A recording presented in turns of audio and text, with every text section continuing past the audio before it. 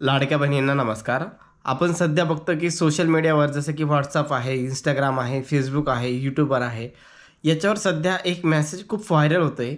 ज्या महिलांना नोव्हेंबरमध्ये हप्ता पडला नाही, त्यांना एकदाच 3 हप्ते म्हणजे 14 जानेवारीला पडणार आहे म्हणजे असं एक व्हायरल मेसेज सत्य होतंय.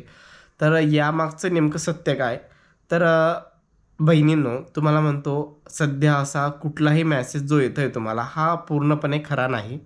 आणि असं कुठलंही नोटिफिकेशन निघालं नाही, की महिलांना एकदाच 3 हप्ते येणार आहे. सर्व असं हे चुकीचं आहे. कुणीतरी हे मुद्दाम व्हायरल केलेलं आहे. त्यामुळे महिला खुश देखील आहे, की 3 हप्ते एकदाच येणार आहे. पण सध्या असं कुठलंही नोटिफिकेशन निघालं नाही. परंतु ज्या महिला पात्र आहेत, म्हणजे ज्यांना नोव्हेंबरचा हप्ता मिळालेला आहे, त्यांना 100% 2 हप्ते इथं भेटणार आहे. 14 जानेवारी 2026ला 14ला किंवा 15ला भेटतील. पण ज्या महिलांनी के-वाय-सी सक्सेसफुल केली होती, त्यांची कुठलीही त्रुटी नव्हती, पण त्या महिलांना नोव्हेंबरचा हप्ता आलेला नाही, तर त्या महिलांना येण्याचे 3 हप्ते येण्याचे चान्सेस जास्त आहे. पण ज्या महिलांची के-वाय-सी केली नाही किंवा ज्या महिलांची के-वाय-सी चुकली, तर त्यांच्या बाबतीत अजून कुठलाही निर्णय झालेला नाही किंवा कुठलेही माझी लाडकी बहीण या जी वेबसाईट आहे, यावरती कुठलंही सध्या त्यांनी नोटिफिकेशन टाकलेलं नाही.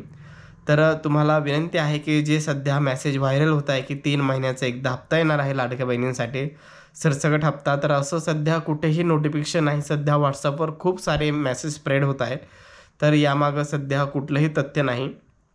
पण ज्या महिला पात्र आहेत त्यांना 2 हप्ते येणार आहे आणि ज्या महिलांनी के-वाय-सी केलेली आहे, पण त्यांचा नोव्हेंबरचा हप्ता आलेला नाही, तर त्या महिलांनी येण्याचे चान्सेस जास्त आहे, की 3 हप्ते त्यांचे येऊ शकतात. तर ही एक आपण बघितलं कारण की 2-3 दिवसापासून खूप सध्या व्हिडिओ व्हायरल होत आहे. मकर संक्रांतीच्या निमित्ताने महिलांना 1500, 1500, 1500 प्लस एकदाच ₹4500 हप्ता पडणार आहे. तर यामागं कुठलंही तथ्य नाही. सध्या ही कुणीतरी मुद्दाम खोडसाळपणा करून हे स्प्रेड केलेलं आहे. पण सध्या ज्या महिला अपात्र आहेत किंवा ज्या महिलांचे के-वाय-सी चुकलेलं आहे, त्यांच्या खूप साऱ्या ज्या कंप्लेंट आहेत त्या महिला बालविकास अधिकारी आणि स्थानिक आमदारांकडे देखील कोणी-कोणी त्या सबमिट केलेल्या आहे.